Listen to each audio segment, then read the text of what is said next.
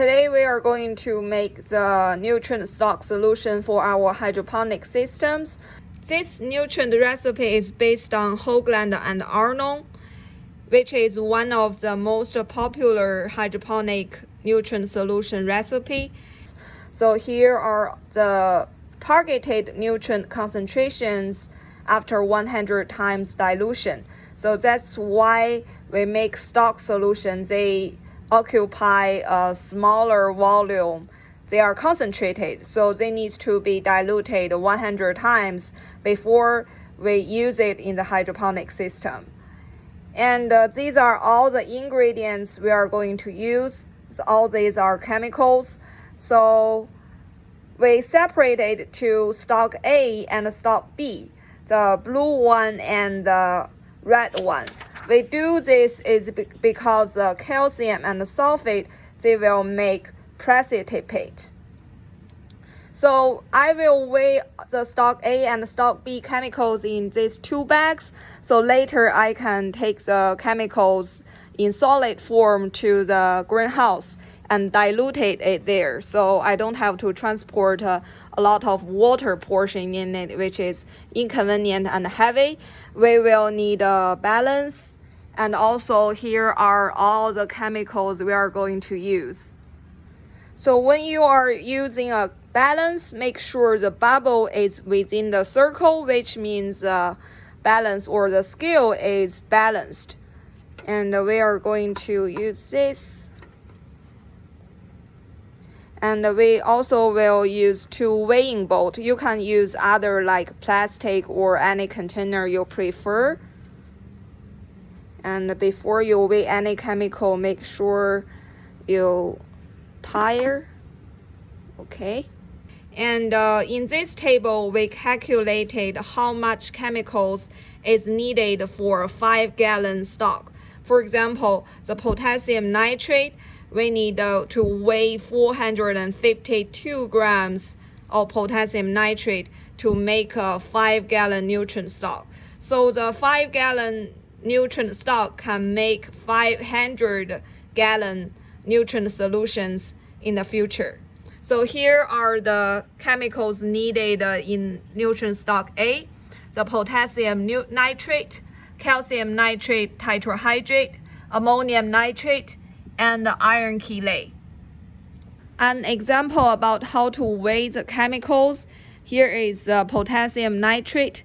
We need 452 grams in stock A. So I already poured 443 grams. We need a little more. What you need is a clean spoon.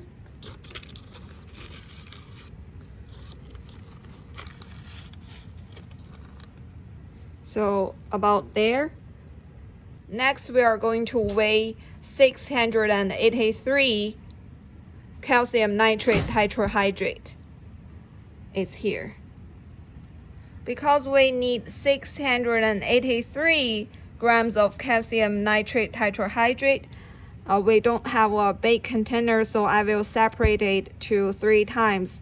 So the first time I got 282 grams. And then I weigh another 2 times of 200 grams.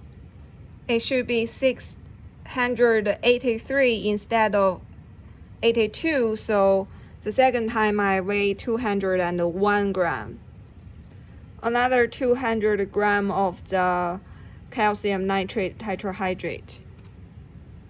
I will pour it into the stock A bag. Very similar steps on ammonium nitrate and iron chelate.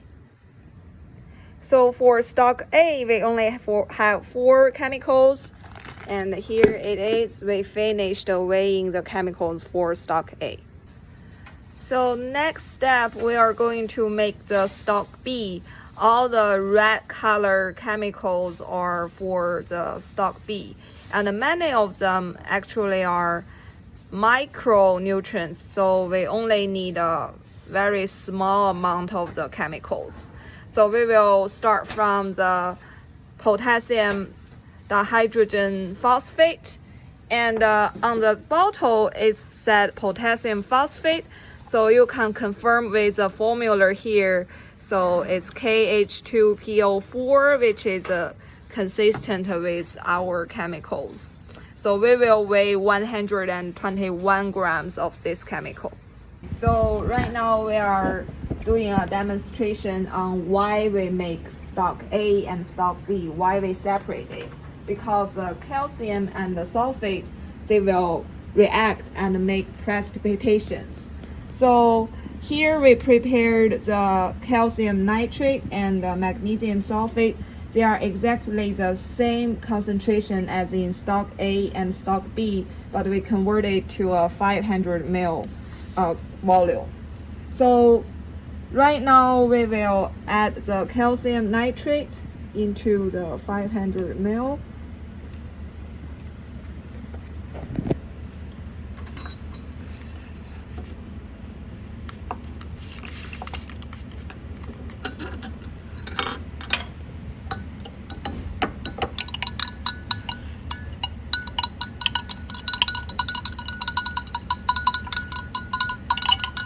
So normally they will be soluble completely.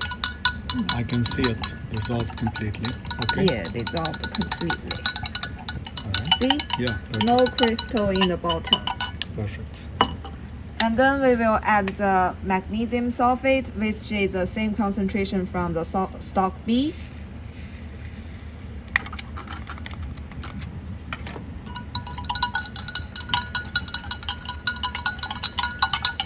So normally in stock B, they will dissolve completely in this concentration. However, if the stock A and the stock B, they were mixed together, you will still see some crystals in the bottom.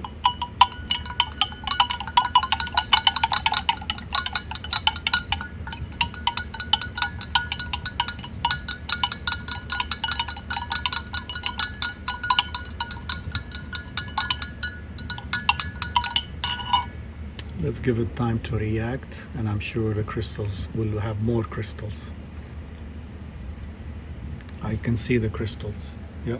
Yes. They should, So yeah. let's come back 5 minutes later to see if the crystals is still there. That will demonstrate that calcium and sulfate will make the crystal not soluble to the water. So it has been 5 minutes, and look at this. So they reacted and made a lot of precipitations. You see the white powder. If you remember, initially this is completely diluted in it, and this is crystal, but now they made the white solid. So that's precipitation, and that's why we need to separate the stock A and stock B, because otherwise they made the precipitation, they will clog the hydroponic system. So that's what we desired. But however, after 100 times dilution, this won't be a problem. They will get soluble to the water because lower concentration. But if 100 times concentrated, they will result the precipitation. The final step in getting the Dosatron running, and in this case again we have two of them because we have stock A and tank A and tank B, and in the other video we showed you why. The next step is filling and getting this ready. Remember, we did the calculation for 5 gallon, so make sure you mark your bucket where the 5 gallon is. Okay, 5 gallon and 10 mils is no big deal, but you put 4 gallon instead of 5, that can affect your concentration dramatically. So we put the state, at the bottom of the state is my 5 gallon mark. Label it so you don't forget which is A, which is B. So stock B, and then the date. Okay, this way you remember in the future, when did you start that tank? Even though these are 100 times concentrated, if they sit a long time, you will see like mold growing on it, okay? Things will grow on it, surprisingly. All right, so the best way to do this, after everything is marked and labeled, add like a little bit of water at the bottom, about a let's say a gallon. Put all this in, mix it well. If you like to wear gloves, it's better, but this is not acidic. It's not gonna burn or hurt anything. So keep stirring, let it dissolve, give it some time. Let's see how fast it is.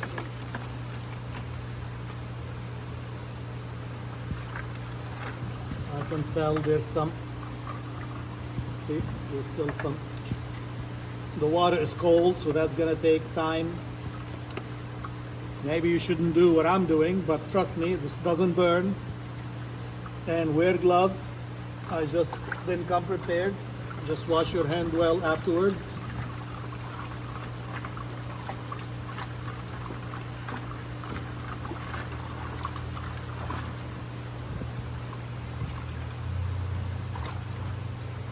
And one of the last steps is like to adjust the pH and EC. So when we measure it, sometimes the pH is let's say 6.5, depending on the water that you're using. We like to lower it to around 6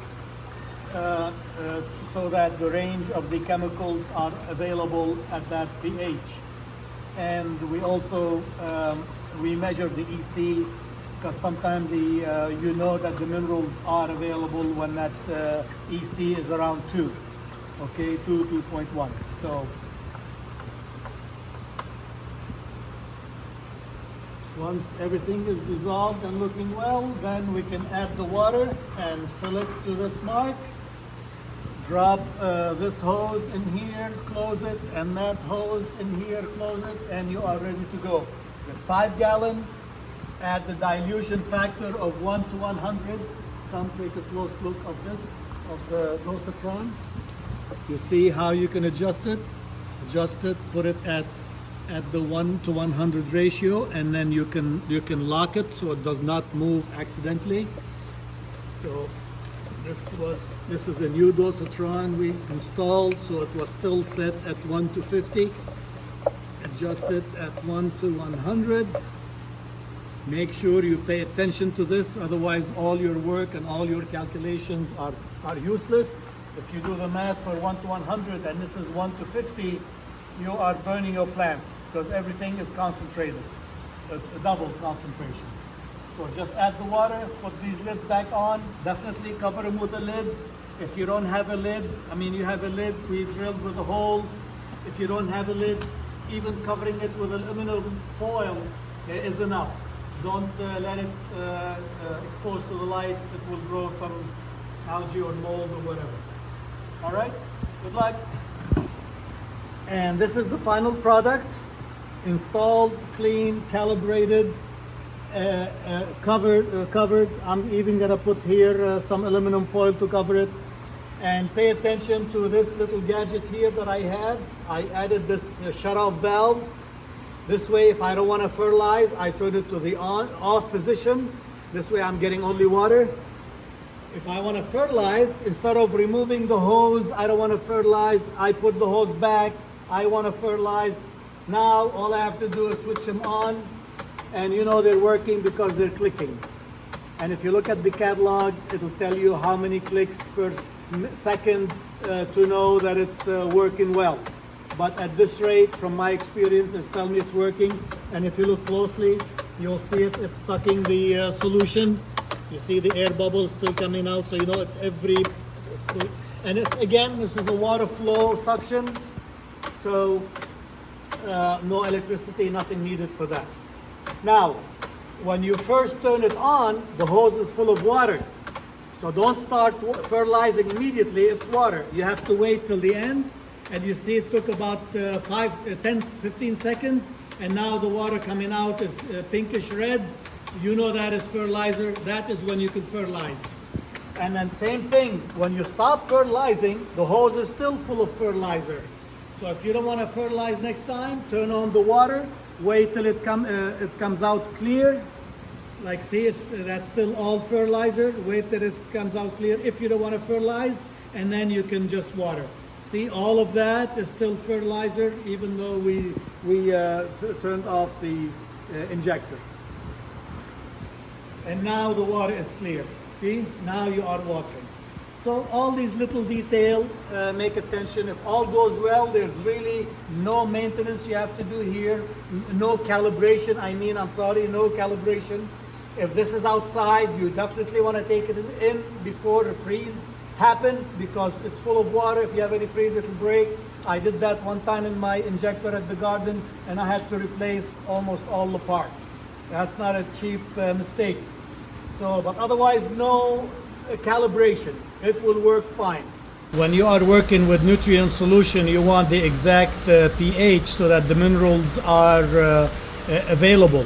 So just weighing and dissolving the minerals, that's not enough, because look, this pH is about 7 as is, just after we weighed all the minerals and dissolved them, all the different fertilizers. So that's, we want anywhere between 5.5 to 6.5. So I'm using the pH down. I'm using the pH down. I like it better. It's really effective, because look, for a 40 gallon, I put a cap full, and now I dropped it to 6.12. Anything between 5.5 to 6.5 is fine. From 7 to, maybe I should add another one, because now it's around 6.5. So anyway, one capful is enough to get the pH where you want. Of course, in a few days, usually in a week, when the plants have used up and the water evaporated, we add some water again, and then we adjust the pH again. Okay, so just filling the tank with fertilizer and planting it, that is 50% of the effort. You have to check it once a week, and usually with lettuce we harvest it in like 3 weeks. So check it a couple of times and adjust the pH a couple of times, you should be fine. I like it. It's still staying less than 6.5, so I'm gonna go with just one capful for 40 gallon of tank solution. Okay, enjoy.